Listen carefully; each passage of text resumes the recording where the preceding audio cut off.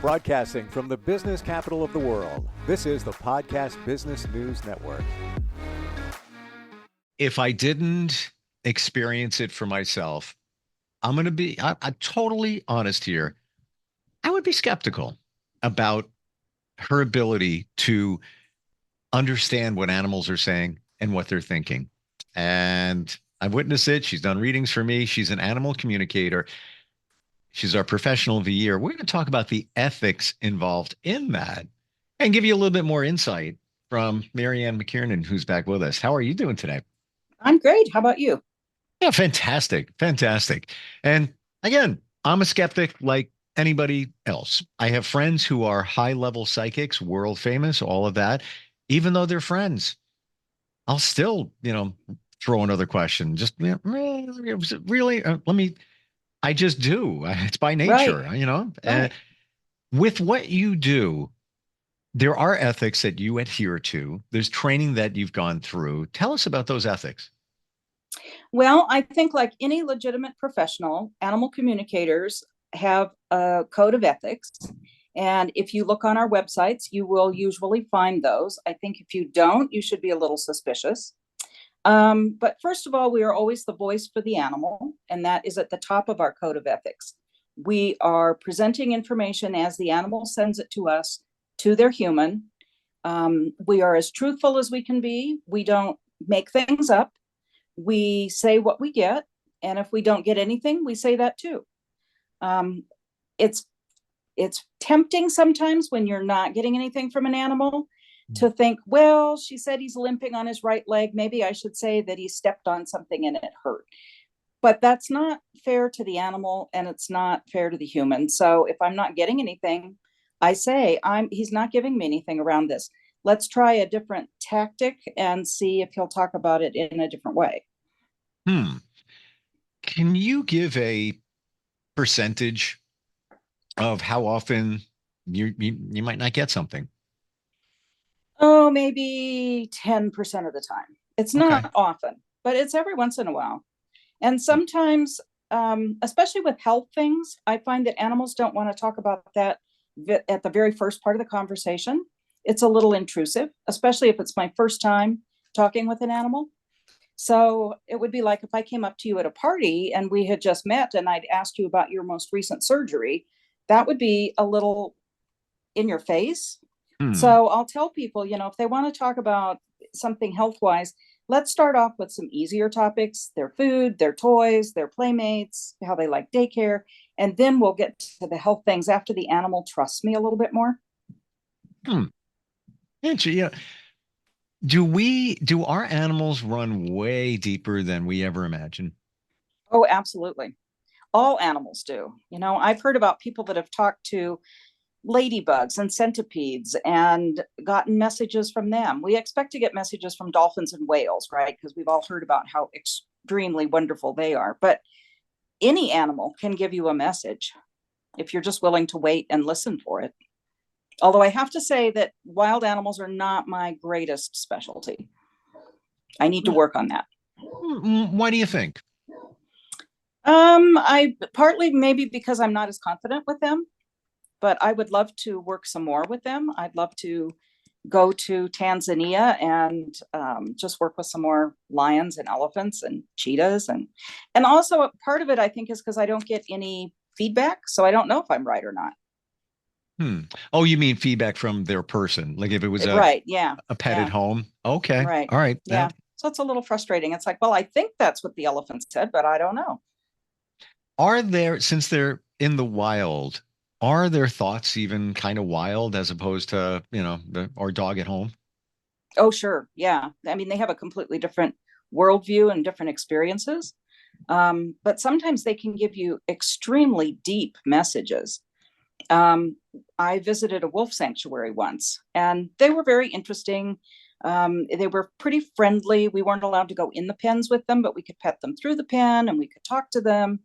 And that was a lovely day, but I didn't get anything extreme from them. The next day, we did a meditation, me and my fellow apprentices, and I wanted to know what it felt like to really be in my heart and out of my head. And they immediately sent me into the only feeling I could describe it as if I was in a tilt-a-whirl, and I was slammed back against the back of the chair, and just so deeply in my heart that I was weeping. I was just overcome with joy. And it was so extreme that I was telling him, okay, I get it. Okay, you can let up now. Because it was like more than I could handle. So yeah, that was powerful. And that was from wild animals. When we talk about ethics, it's my understanding when it's energy work, and I would say this is energy work, right? You're connecting with the animal's energy. Um, on the human level, before somebody does a reading for somebody else or energy healing, Reiki, whatever it might be, you need to get that person's permission. Otherwise, it won't work. And that's that ethic.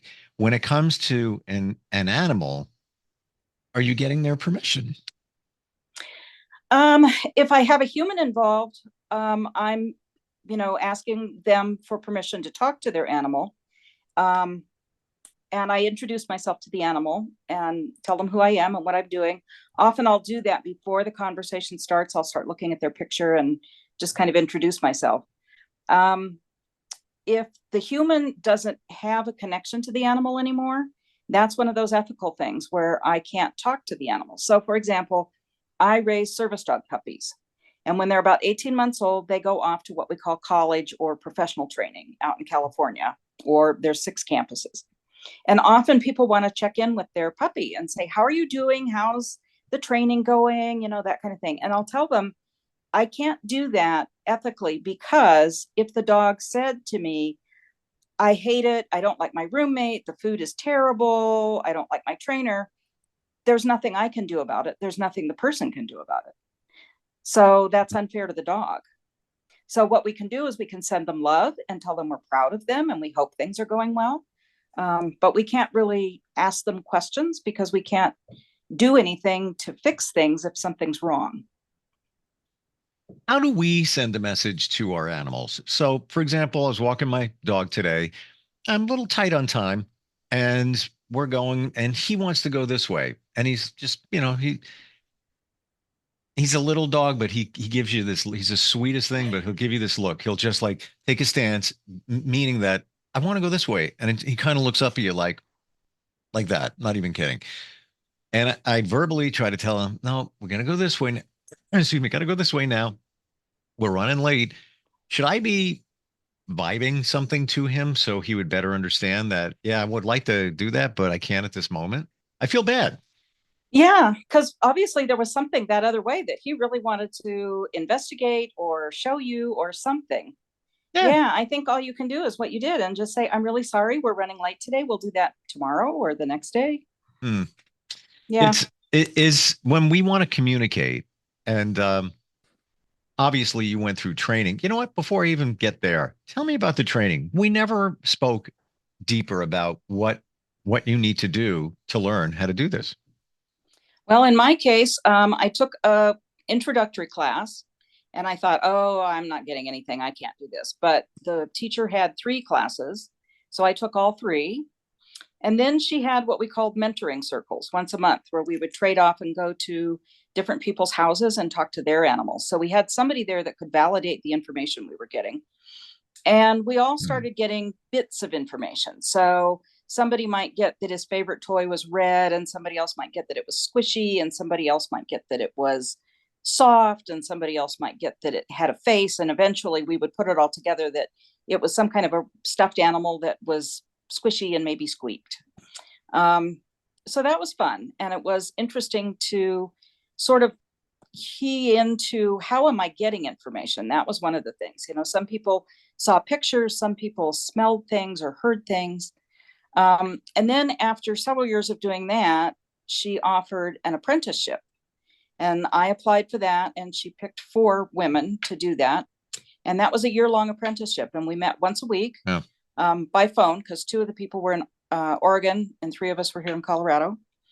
And we just had assignments every week, and we practiced together, and we did all kinds of meditation type exercises and things like that. So it was scary at times to, start working on people with people whose animals I didn't know and people I didn't know. But, that's how you Hmm. get better. It, I believe you mentioned this, but I want to go a little bit deeper. We have two people, maybe they're both animal communicators, let's say that, and they're both communicating with the same animal. How does that work? Is one going to get something, the other one might not? Um, is the animal going to say, "What are you doing? Why are the two people here?" Yeah, it can be you both get the same thing. And my friend Vanessa, who's an animal communicator, and I call those high five moments when we both get exactly the same thing. It's really validating. Wow. Um, Sometimes we'll get pieces of information, again, like the toy kind of an example, where we put the information together and it comes together as a whole. Vanessa and I have done charity events together where you have a whole lot of people who want to, talk to their dog. They donate $20 or whatever to the charity for 15 minutes of our time. And so those are high stress kinds of environments because you want to get something and it's pretty fast. But it's fun to do it with somebody else because one or the other of us is going to get something, and often we both get the same thing, and Cool. it's just fun. Yeah. Have you done it where you just write down what you're getting, so there's no discussion at that time, and then when you're done, it's like, all right, show me your notes. Show me your notes. What do you Oh got? no, no, we haven't, but that would be fun. Yeah, it's then it's it's kind of silent in a way, I guess. Are you Yeah, silent when you're talking, when you're communicating? I am, and I often close my eyes, and I understand that some people find that odd, but I can't see the pictures that the animal is showing me if I don't close my eyes. Wow. So I try and remember to warn people ahead of time. I'm going to close my eyes. Don't worry about it. So I find that fascinating that you see images and pictures that the animal is showing you. I can't even imagine what that's like. Yeah, it's sometimes they are so detailed.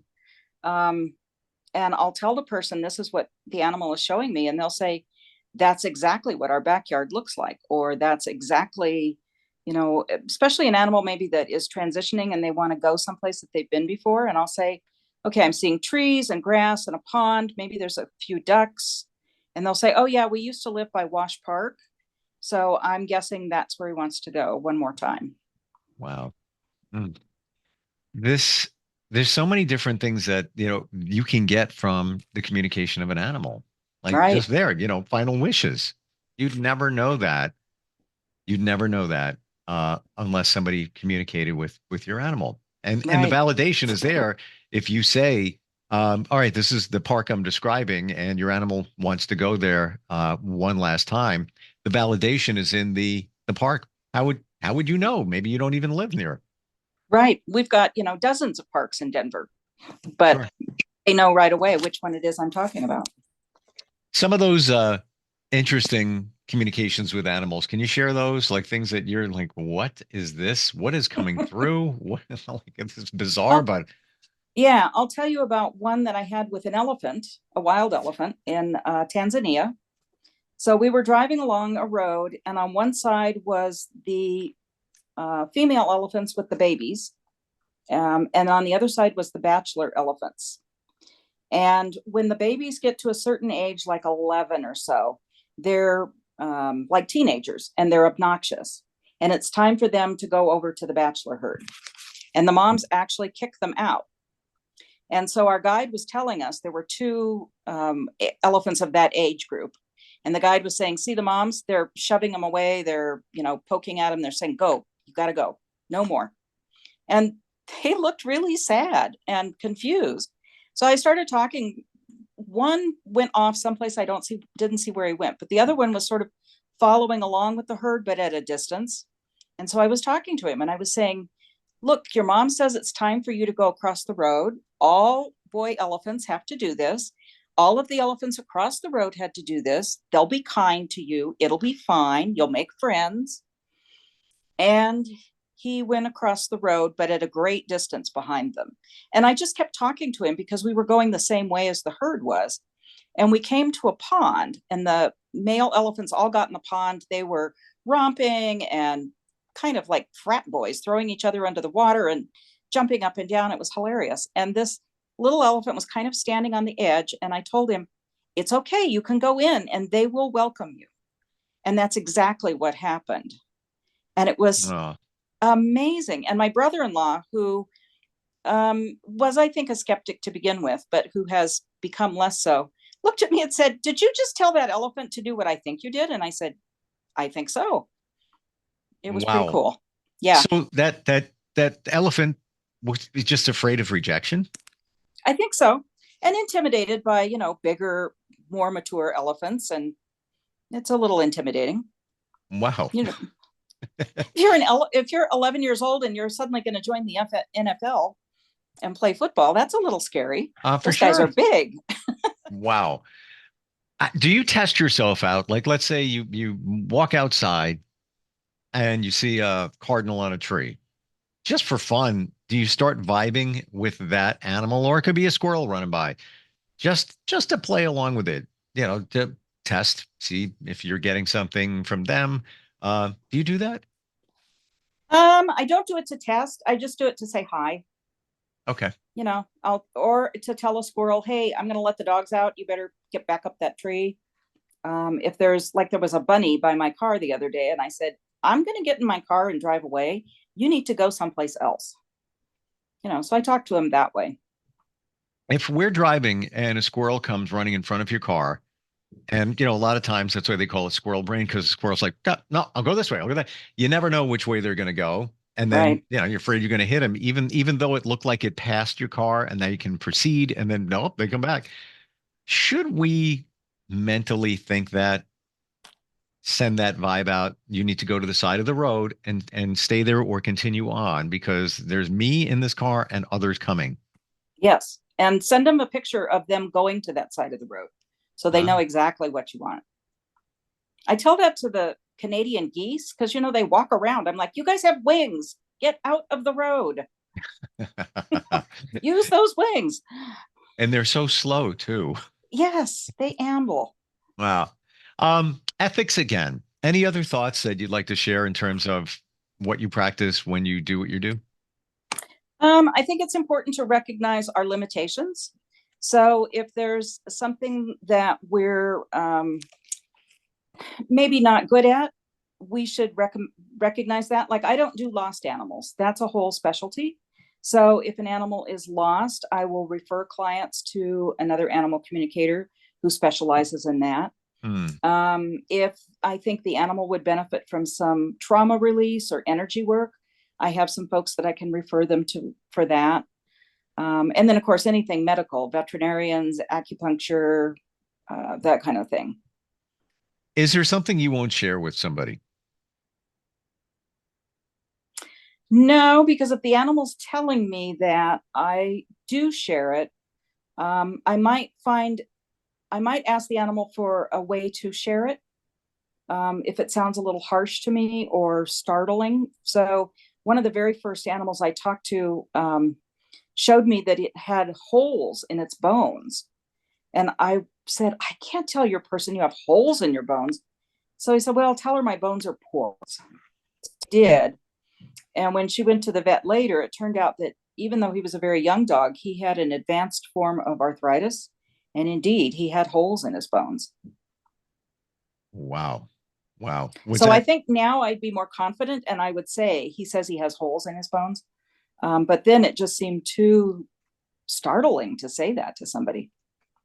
was it helpful in any of the treatment that his person knew, about the Yeah. condition? Yeah. Because she went to the vet and said, "We talked to an animal communicator and this is what they told us." And the vet did, I don't know, probably x-rays and determined that, yeah, Hmm. that's what was happening. So Have I you assume that they got him some medication. have you been in a situation where an animal is sick and maybe the vet said, you had some limited time here. Um, but then the animal said to you, it's sooner than you think, and you had to share that.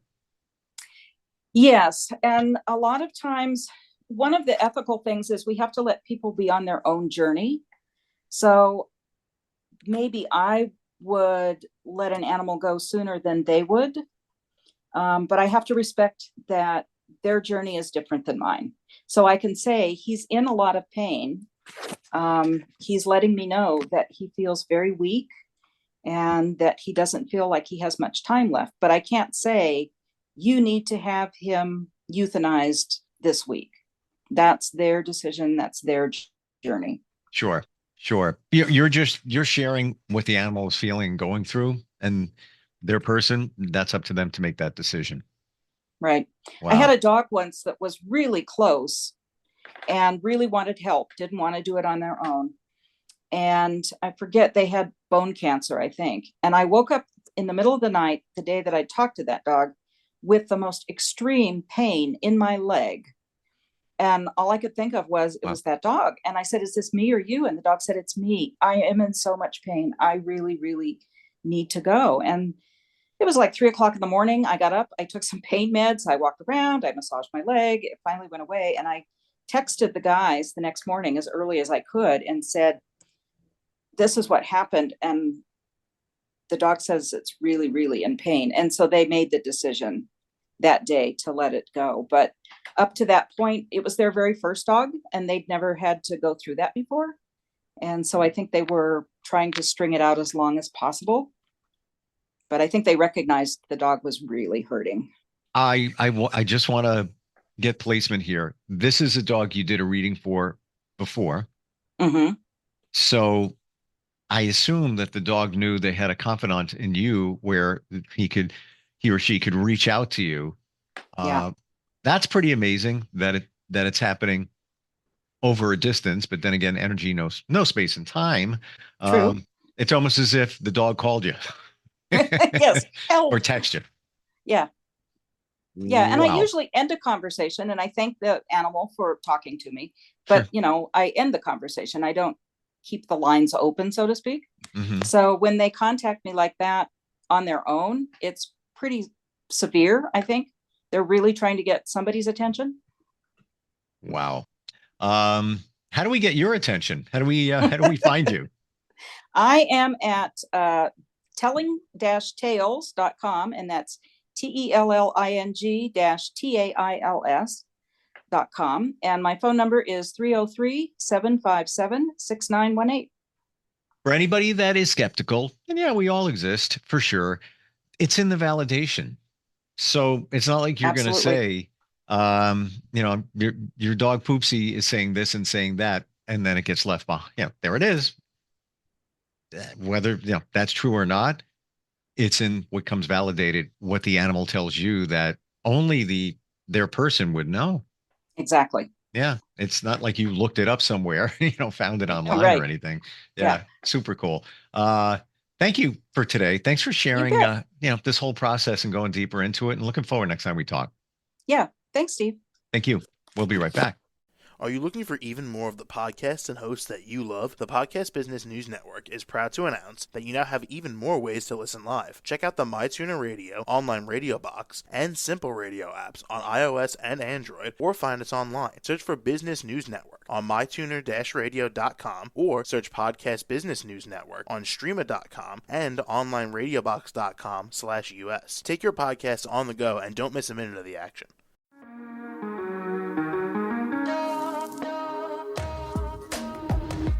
Broadcasting from the business capital of the world, this is the Podcast Business News Network. For nearly 2,000 severely injured veterans, everyday life has become filled with barriers. Day-to-day simple tasks can become pretty daunting. I have to carry my chair up 2 flights of steps or have somebody do it for me. What scares me the most is just the falling. When I'm struggling with my house, I think, to have that one great barrier just knocked down, it's crucial. Home for Our Troops is a wonderful nonprofit that builds a mortgage-free, fully adaptive, handicap-accessible house. And there's no catch. It'll be our very first home that we've ever owned. This is a game changer. This is where your life begins again. We need you to join us in completing this important mission. Please visit hfotusa.org and help build homes and rebuild lives. Because of you, everything's going to be okay.